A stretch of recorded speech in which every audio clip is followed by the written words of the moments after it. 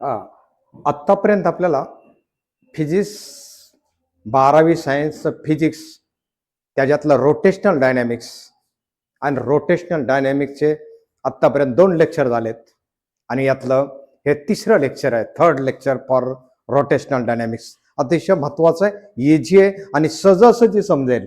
आणि एकदा ते 2दा लेक्चर ऐकलं की मार्क चांगली पडू शकतात, समजू शकतं. पुन्हा पुन्हा रट्टा मारायला लागत असेल तर आपली अभ्यासाची पद्धत चुकते. अभ्यासाची पद्धत बरोबर कशी? कमीत कमी अभ्यास करताना डायरेक्ट सांगता यायला पाहिजे आणि जास्तीत जास्त स्कोर करता यायला पाहिजे. आणि कसा अभ्यास करायचा सांगतो. सुरुवातीला लाईक आणि सबस्क्राईब करून विसरू नका आणि कॉमेंट्स लिहायचे, म्हणजे काय होईल, पुढचं लेक्चर तुम्हाला लगेच ऐकायला मिळेल. So today we will discuss about rotational dynamics. या रोटेशनल डायनॅमिक्स मध्ये मोमेंट ऑफ इनर्शिया काय बघायचे आपल्याला? Moment of inertia. Here, suppose this is a rigid body.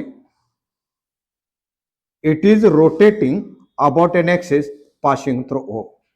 Body is made up of n particle of masses m1, m2, m3 up to mn.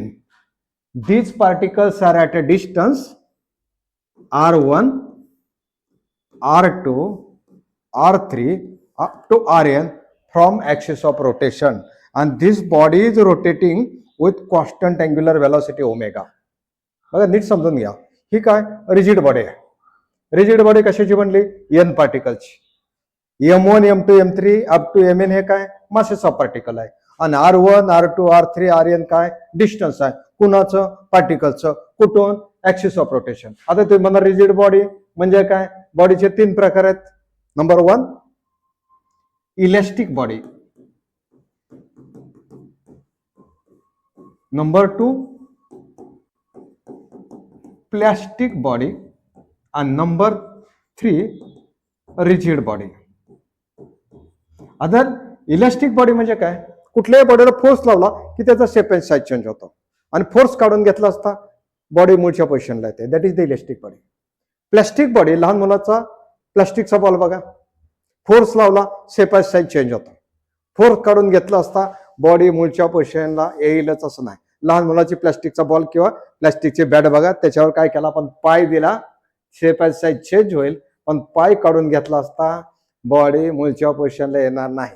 That is called as the plastic body. म्हणजे कुठल्याही प्लास्टिकच्या वस्तू बघा. त्यानंतर rigid body बघा, बॉडीवर force apply केला आणि shape and size change होणार नाही. हे force is applied on the body, shape and size of the body does not changes. दगड घ्या, बरोबर, त्याच्यावर फोर्स अप्लाय केला, सहजासहजी शेप अँड साईज चेंज होईल का? नाही. त्या बॉडीला काय म्हणायचं? Rigid body. आणि आपण स्टडी कशाचा करतोय? आपण रिजिड बॉडीचा. कशाचा स्टडी करतोय? Moment of inertia. कुणाचा? रिजिड बॉडीचा. बघा, some consider rigid body. It is rotating about an axis passing through O. जो ऍक्सिस ओ मधून जातोय त्या ऍक्सिस भोवतानी बॉडी काय होते? रोटेट होते. बॉडी n पार्टिकलची बनलेली आहे, म्हणजे body is made up of n particle. m1, m2, m3 up to mn हे काय? मासेस आहेत. कुणाचे? पार्टिकलचे. Let m1, m2, m3 up to mn are masses of particle and r1, r2, r3 up to rn are distance of that particle from axis of rotation. Clear? लक्षात आलं? पुन्हा fast explain करतो, लक्षात ठेवा बघा. Consider rigid body. It is rotating about an axis passing through. Body is made up of n particle of masses m1, m2, m3 up to mn. These particles are at a distance r1, r2, r3 up to rn. म्हणजेच काय? m1 हा particle r1 एवढ्या डिस्टन्सवर आहे, m2 हा particle r2 एवढ्या डिस्टन्सवर आहे, m3 हा particle r3 एवढा डिस्टन्स आहे आणि mn पार्टिकल rn एवढा डिस्टन्स आहे. कुठून? Axis of rotation. आणि आता मग moment of inertia is denoted by I. Moment of inertia आपण कशा डिनोट करतोय? आय ना. आता जसं आपण व्हेलॉसिटी म्हणजे काय पाहिलं? Displacement upon time. ऍक्सिलरेशन म्हणजे काय पाहिलं? Velocity upon time. फोर्स म्हणजे काय पाहिलं? मास इंटू ऍक्सिलरेशन. तसं मोमेंट ऑफ इनर्शियाला काहीतरी फॉर्म्युला असेल. तो फॉर्म्युला बघा. पहिल्या पार्टिकलचा मास काय? m1 आणि त्याच्या ऍक्सिस पासूनचा डिस्टन्स r1 आणि त्याचा स्क्वेअर हे पहिल्या पार्टिकलचा मोमेंट ऑफ इनर्शिया झाला. फॉर्म्युला लक्षात आला. मास घ्यायचं त्या पार्टिकलचं आणि पार्टिकलचा ऍक्सिस पासूनचा डिस्टन्स किती आहे बघा, त्याचा स्क्वेअर करा. सेकंड पार्टिकलचा moment of inertia m2 r2 square. Third particle m3 r3 square. Dot dot dot, तीनच डॉट द्यायचे. आणि nth पार्टिकलचा moment of inertia mn rn square. नक्की लक्षात राहिलं. आता बघा, this can be represented as, असं पण लिहिता येतं, summation of mi ri square I changes from 1 to n. बघा ह्याचा अर्थ बघा, I is equal to 1 put करा m1 r1 square. I is equal to 2 put करा m2 r2 square. I is equal to 3 put करा m3 r3 square. आणि lastly I is equal to n put करा mn rn square. हा पहिल्या पार्टिकलचा moment of inertia, दुसऱ्या पार्टिकलचा, तिसऱ्या पार्टिकलचा, nth पार्टिकलचा, आणि सर्व पार्टिकलच्या मोमेंट ऑफ इनर्शियाची ऍडिशन केले की बॉडीचा मोमेंट ऑफ इनर्शिया. आणि याच्या आधारे आपण मोमेंट ऑफ इनर्शियाची डेफिनेशन सांगतोय. काय म्हणलं बघा, आय म्हणजे काय, मोमेंट ऑफ इनर्शिया. कुणाचा मोमेंट ऑफ इनर्शिया? रिजिड बॉडीचा, प्लास्टिक नाही. काय म्हणलं बघा एका कशी, I means moment of inertia of a rigid body about any axis is equal to sum of product of mass of each particle and square of perpendicular distance from axis of rotation. नीट समजून घ्या, कुठली गोष्ट कसं सांगतो. समजा C is equal to sum of product of 2 and 3. हे कसं रीड करणार?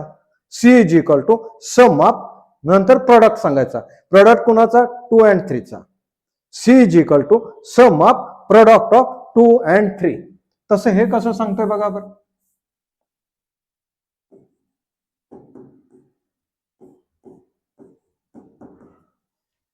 Moment of inertia of a rigid body about any axis is equal to sum of product of mass of each particle and square of perpendicular distance from axis of rotation. Right? So what is the SI unit? What is the SI unit? बघा, मास कशात major केला आपण? Kilogram मध्ये. Distance metre square, kg metre square. What is the CGS unit?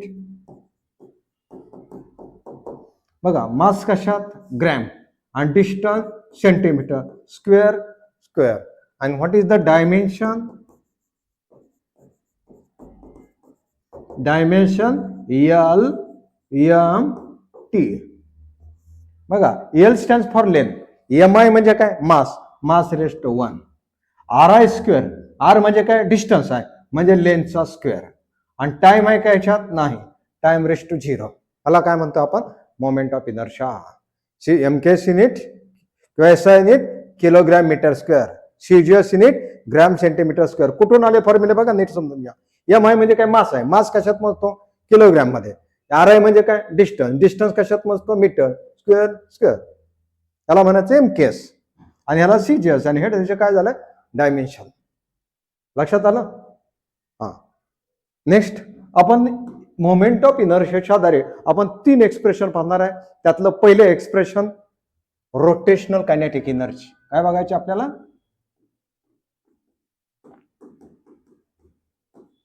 Rotational kinetic energy of body. काय बघतोय? Moment of इनर्शियाचा वापर करून rotational kinetic energy काढतोय. मग डायग्रामची माहिती ॲज इट इज मग जस्ट सांगितली तशी. हे काय? Rigid body. ही जो ऍक्सिस O मधून जातोय त्या ऍक्सिस भोवतानी ही बॉडी काय होते? रोटेट होते. M1 M2 M3 आणि Mn हे काय? मासेस आहे, आणि त्याच्या ऍक्सिस पासूनचा डिस्टन्स R1 R2 R3 आणि Rn. आणि हा ओमेगा एवढ्या कॉन्स्टंट अँग्युलर व्हेलॉसिटीनं बॉडी रोटेट होत आहे. पुन्हा एकदा बघा, बॉडी इंग्लिश मध्ये सांगतो. Consider rigid body. It is rotating about an axis passing through O. body is made up of n particle. Let m1, m2, m3 up to mn are masses of particle and r1, r2, r3 up to rn are distance of that particle from axis of rotation. आता ह्याला तुम्हाला दोनच फॉर्म्युले यायला पाहिजेत. कुठले दोन फॉर्म्युले अगदी समजून घ्या बघा. कायनेटिक एनर्जी म्हणजे हाफ एम व्ही स्क्वेअर ह्याचा एक वापर करायचा. आणि पण व्ही म्हणजे आर ओमेगा. व्ही म्हणजे लिनियर व्हेलॉसिटी, ओमेगा म्हणजे अँग्युलर व्हेलॉसिटी आणि आर म्हणजे डिस्टन्स. तर ह्या दोघातलं रिलेशन काय, V is equal to R omega. एवढ्या दोन फॉर्म्युले आले की टोटल एक्सप्रेशन येणार आहे. बघा आता कसं लिहितंय. Linear speed of first particle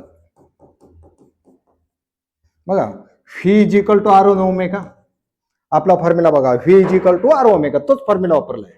फक्त फर्स्ट पार्टिकलचा आहे म्हणून V one R one omega, omega one नाही ओमेगा, कारण ओमेगा सगळ्यासाठी सेम असतो.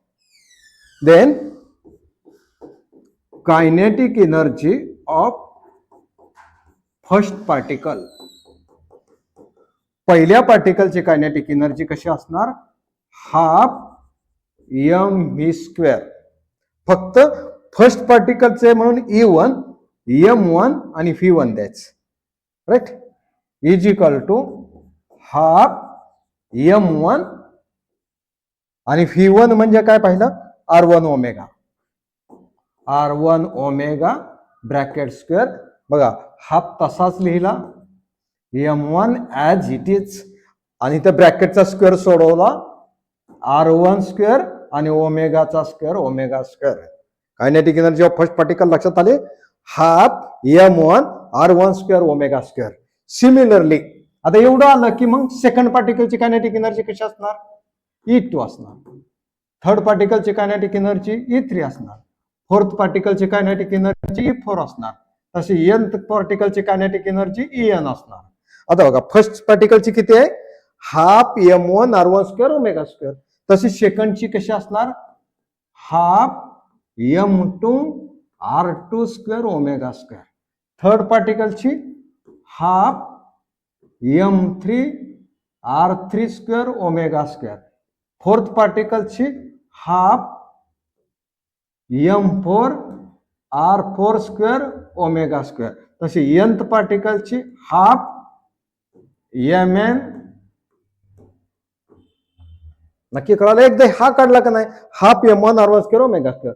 सेकंड पार्टिकलची सांगताना half R2 square omega square. Third पार्टिकलचे half M3 R3 square omega square. Right, तसं total kinetic energy of body is equal to E1 plus E2 dot dot dot En. मग first पार्टिकलची किती kinetic energy आपण बघितले, half M1 R1 square omega square. Right, second पार्टिकलची काय असणार, 1 च्या ऐवजी 2 ठेवायचं, half M2 R2 square omega square dot dot dot nth पार्टिकलचे हाफ Mn Rn स्क्वेअर. आता काय कॉमन बघा, हाफ सगळीकडे कॉमन घ्या, ओमेगा स्क्वेअर कॉमन घ्या. राईट, बघा हाफ सगळीकडे आहे, ओमेगा स्क्वेअर कॉमन घ्या. मग आत काय राहिला, M1 R1 स्क्वेअर प्लस इथला M2 R2 square dot dot dot Mn Rn square is equal to half. आणि यालाच काय म्हणतोय आपण, summation of MI square I changes from 1 to n. कुठून फॉर्म्युला आला बघा, अगोदरचे एक्सप्रेशन बघा काय म्हणलंय, M1 R1 square plus M2 R2 square plus M3 R3 square, त्याला काय म्हणलंय Mn Rn स्क्वेअर, म्हणजेच summation of MI square. Next लक्षात आलं बघा, ह्याला काय म्हणतो, समेशन ऑफ MI स्क्वेअर, हा ओमेगा स्क्वेअर. आणि ह्यालाच आपण I म्हणतो, I म्हणजे मोमेंट ऑफ इनर्शिया. आणि हा काय झाला, E म्हणजे रोटेशनल कायनेटिक एनर्जी. एक्सप्रेशन लक्षात आलं. ह्याला किती फॉर्म्युले वापरले आपण, दोनच फॉर्म्युले वापरले फक्त. कुठले दोन फॉर्म्युले वापरले बघा नीट, कुठले, phi is equal to R omega आणि A is equal to half M V square. एवढंच काय दिलं बघा की linear speed of first particle phi is equal to R omega इथला वापरला, पण फर्स्ट पार्टिकलचा आहे म्हणून V1 is equal to R omega. Kinetic energy of first particle, kinetic energy म्हणजे हाफ एम व्ही स्क्वेअर, पण फर्स्ट पार्टिकलचा आहे म्हणून half M1 V1 square, half M1 as it is, आणि V1 ऐवजी काय वापरला R1 ओमेगा स्क्वेअर केला म्हणजे half M1 R1 square omega square. मग E2 काय असणार half M2 R2 square omega square. E3 काय असणार half M3 R3 square omega square. आणि एन पार्टिकलचे काय असणार En is equal to half Mn Rn square omega square. नक्की लक्षात आलं. आता अजून एक एक्सप्रेशन करूया आपण आणि थांबूया. ओके, आता बघणार आहे आपण एक्सप्रेशन फॉर टॉर्क क्यू. कशाचं एक्सप्रेशन बघणार आहे टॉर्क.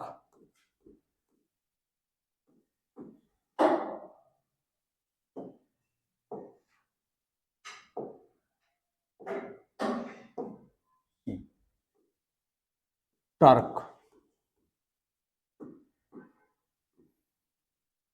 पुन्हा एक्सप्रेशन बघा. Consider rigid body, it is rotating about an axis passing through O.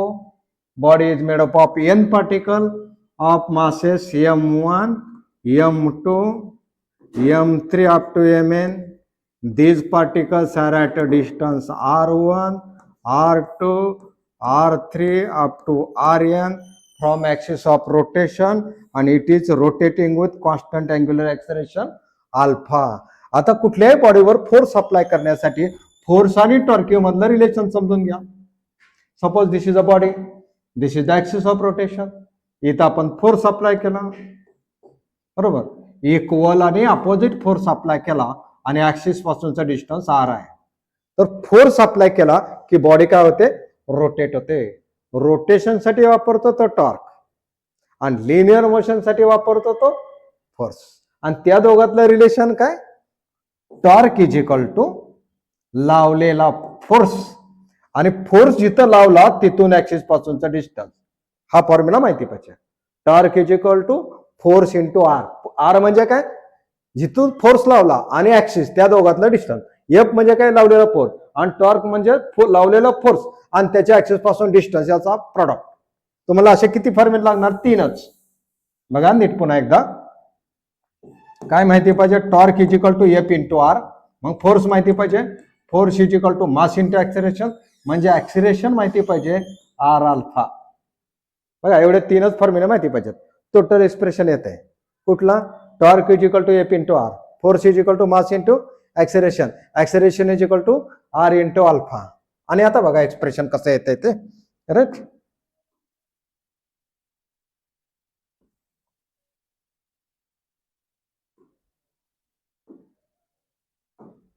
नीट बघा. पहिलं एक्सप्रेशन काय काढायचं ऍक्सिलरेशन. काय म्हणायचं बघा acceleration of first particle A is equal to R alpha. कुठला A is equal to R alpha. फक्त पहिल्या पार्टिकलचा आहे म्हणून A1 R1 अल्फा. त्यानंतर काय काढायचा फोर्स काढायचा. काय म्हणता येईल force acting on first particle. Force म्हणजे काय मास इंटू ऍक्सिलरेशन. राईट, इथलाच formula force is equal to mass into acceleration. फक्त फर्स्ट पार्टिकलचा F1 इथं M1 A1, M1 as it is, आणि A1 म्हणजे काय हा ठेवायचा R1 अल्फा. नेक्स्ट टॉर्क सांगायचा T is equal to F into R. Torque acting on first particle, torque acting on first particle T is equal to F into R. फक्त पहिल्या पार्टिकलचा म्हणून T1 F1 R1. आता F1 काय बघा बर M1 R1 alpha. F1 काय M1 R1 alpha into R1. बरोबर. हा म्हणजे काय झालं बघा, M1 R1 into R1 R1 square into alpha. नीट लक्षात ठेवा, T1 काय आला, M1 R1 square alpha. Similarly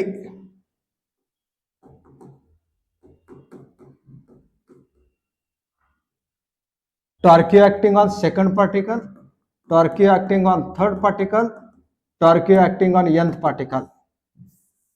काय बघा, फर्स्ट पार्टिकलचा काय M1 R1 स्क्वेअर अल्फा, म्हणजे सेकंड पार्टिकलचा काय असणार M2 R2 square alpha, third पार्टिकलचा M3 R3 स्क्वेअर अल्फा, फक्त 1 ऐवजी 3 ठेवायचा. nth पार्टिकलचा Mn Rn स्क्वेअर अल्फा. आता टोटल टॉर्क बॉडीचा, हे काय का पार्टिकलचे काढले, टोटल टॉर्क कुणाची, बॉडीची, of body, T is equal to T1 plus T2 plus T3 dot dot dot Tn. नेहमी 3 क्वांटिटी सांगायच्या, मग डॉट डॉट डॉट लिहायचा. T1 काय लिहिलं बघा बर, M1 R1 square alpha, M1 R1 square alpha. मग T2 काय असणार, M2 R2 square alpha dot dot dot N काय असणार, Mn Rn स्क्वेअर अल्फा. ह्यातनं कॉमन काय मिळालं, अल्फा. आत काय राहिलं बघा, M1 R1 स्क्वेअर अल्फा बाहेर काढलाय, plus M2 R2 square dot dot dot, अजून काय राहिला, plus Mn Rn square into alpha. यालाच आपण काय म्हणतोय, सुरुवातीला बघा काय म्हणलं ते बघा, M1 R1 square plus M2 R2 square plus M3 R3 square plus Mn Rn square, त्याला म्हणायचं समेशन ऑफ MRI स्क्वेअर, आणि त्यालाच I म्हणायचं.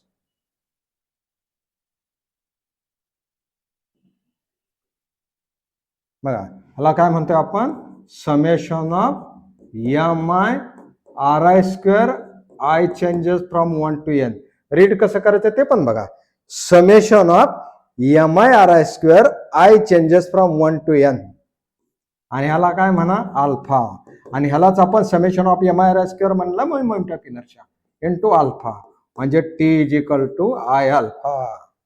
एक्सप्रेशन समजले बघा. मोमेंट ऑफ इनर्शिया म्हणजे काय पाहिलं, SI युनिट पाहिलं, डायमेन्शन पाहिली, आणि रोटेशनल कायनेटिक एनर्जी आणि टॉर्क काढला. नक्की कळालं. काय करायचं, लाईक आणि सबस्क्राईब करायचं विसरायचं नाही. लाईक करा, सबस्क्राईब करा, आणि व्हिडिओमध्ये कॉमेंट्स करा कसा वाटला व्हिडिओ, राईट. आणि बाकीच्या नाही सांगा, थोडंसं तुम्ही सांगितलं बाकीचे, मलाही काम करायला एनर्जी मिळेल. कधी तुम्ही लाईक आणि सबस्क्राईब केला तर थँक्यू व्हेरी मच. लवकरच नवीन व्हिडिओ.